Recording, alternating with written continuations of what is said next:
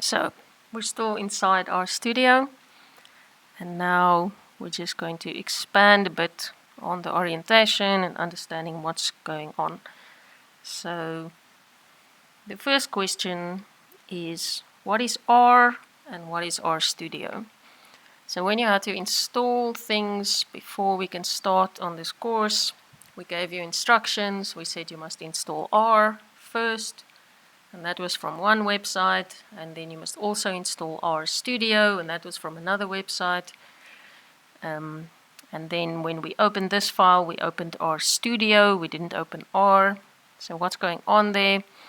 So we're inside RStudio, and as you can see here in the console tab, you see here it says R version 3 point whatever. Yours will be different because yours is more recent now. I haven't updated mine recently. But so basically that's RStudio telling you which version of R it is using. So you can think of R as the engine and RStudio as the rest of the car here. So RStudio basically uses R. The coding language that we're using is R.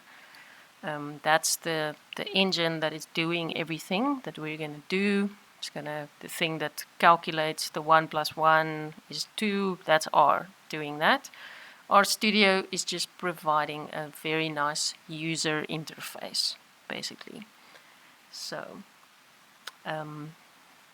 for some of you, that will be very intuitive. You'll understand what that means. For some of you, it's a new concept, but don't worry about it. I'm just explaining to you why you had to install two things. So you are using R. We're just using it inside RStudio because it makes it very user-friendly. It just makes it very easy for us to use R. The second thing that we have to understand is there's this concept called the working directory. I'm not going to go into it. It's just that because if you Google things, if you maybe try to find help in R or RStudio, this word is going to come up because it's a central concept. Working directory basically just means the folder that we are working in.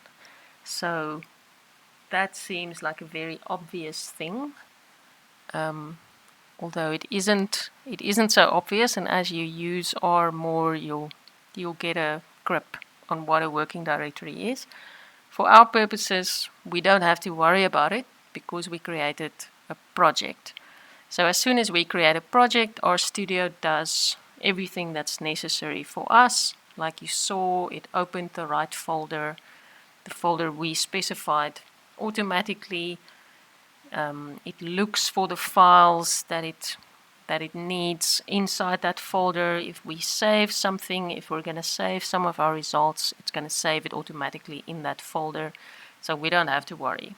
We created a project and that's going to manage everything for us.